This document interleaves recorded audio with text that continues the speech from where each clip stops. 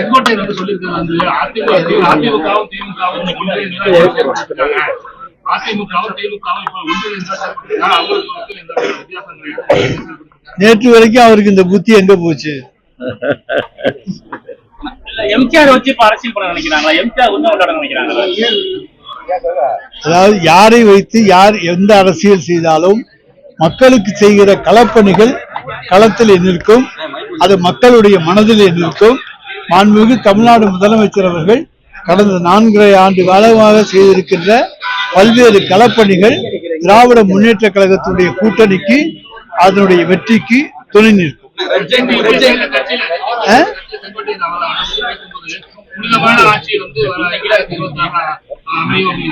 இப்பொழுதும் புனிதமான ஆட்சி தான் நடக்கிறது. எதிர்காலத்திலும் தலைவர் தளபதி தலைமையில புனிதமான ஆட்சி தான் நடக்கும். ரெட் ஜெயண்ட்டுக்கு வந்து அமலாக்கத்துறை வந்தோன்னா கட்சிப்ப கூட எடுக்காம வந்து டெல்லிக்கு வந்து தமிழ்நாடு முதலமைச்சர் சென்றாருன்னு எடப்பாடி பழனிசாமி வந்து விமர்சனம் பண்ணிருக்காரு. ரெட் ஜெயண்ட்டுக்கு அமலாக்கத்துறை வரணும்னு சொன்னோன்னா உடனடியா வந்து அவசர அவசரமா கட்சிப்ப கூட எடுக்காம வந்து கட்சிப்பெல்லாம் நாங்க போத்திட்டு போற பழக்கம் எங்களுக்கு கிடையாது.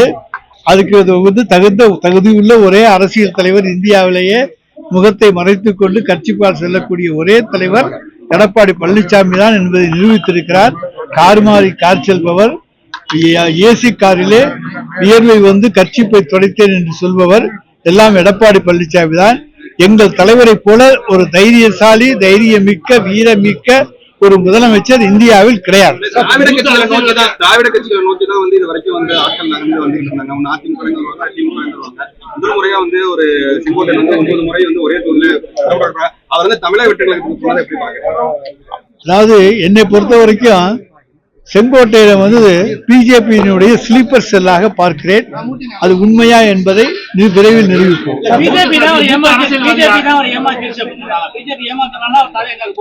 பிஜேபி ஏமாத்துனா அவர் வந்து போயிருக்க மாட்டாரு.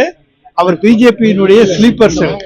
அமித்ஷா அழைத்தால் ஓடுவார். ரிமோட் கண்ட்ரோல் இன்றைக்கும் இயங்கிக் கொண்டிருப்பவர்.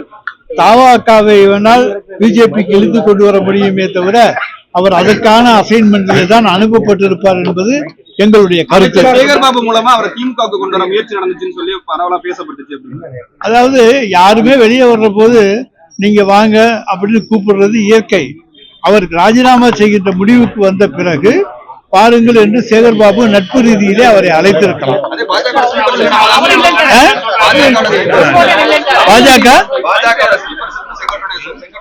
அது ஸ்லீப்பர் செல்லா இருக்கிறதுனாலதான் அவர் வரல. என்ன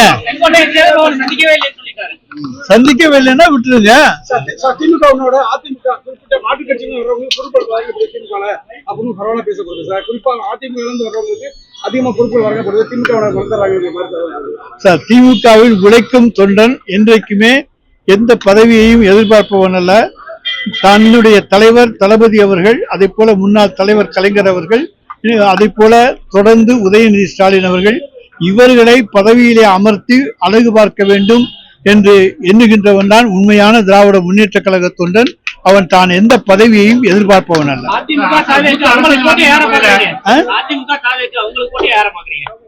நாங்க யாரையுமே, அதாவது எல்லாருமே களத்தில் போட்டிதான். ஆனால் வெற்றி எங்களுக்கு தான்.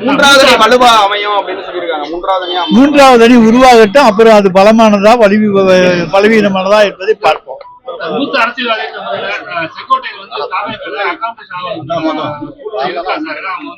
சார், எடப்பாடி பழனிசாமி அவரை வெறுத்து விரட்டி விட்டார்.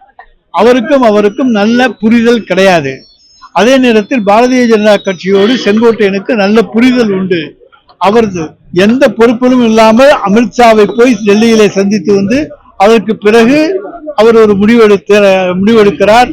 தினகரனோடு செல்லுகிறார், OPS ஓடு செல்லுகிறார், சசிகலாவை சந்திக்கிறார்.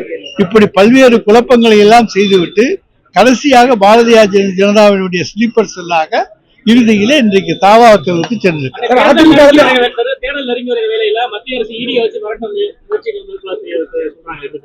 சார், இடியை வச்சு மிரட்டுனா அவங்க மிரட்டட்டும், அதுக்கு நாங்க பயப்பட மாட்டோம். எதையும் எதிர்கொள்ளக்கூடிய தைரியமும் துணிச்சலும் எங்களுக்கு இருக்கிறது. என்ன, இடி ரயில் கூட நேற்று கூட புதுக்கோட்டையில் எங்கேயோ வரப்போறதா சொன்னாங்க. எந்த விதமான இதுவும் வரல. எப்ப வந்தாலும் எதிர்கொள்வதற்கு தயாராக இருக்கிறோம்.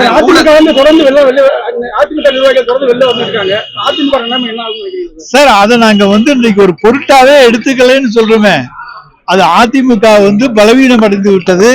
எடப்பாடி தலைமையிலே தொடர் தோல்விகளை சந்தித்துக் கொண்டிருக்கிற இயக்கம் தான் அதிமுக. ஊழல் இல்லாத ஆட்சி அமைப்புன்னு சொல்லி தான் தமிழக வெற்றி கழகம் சொல்லியிருக்காங்க. அதே நேரத்துல ஜெயலலிதாவுடைய படத்தோட தான் செங்கோட்டையன் அந்த கட்சியில போயிருக்காரு. சார், சினிமாவில் நடிக்கிறவங்கள்ட்ட ஊழல் இல்லைன்னு சொல்லி எதுவுமே சொல்ல முடியாது. கருப்பு பணம் தான் சினிமாவில் முதல் பணம்.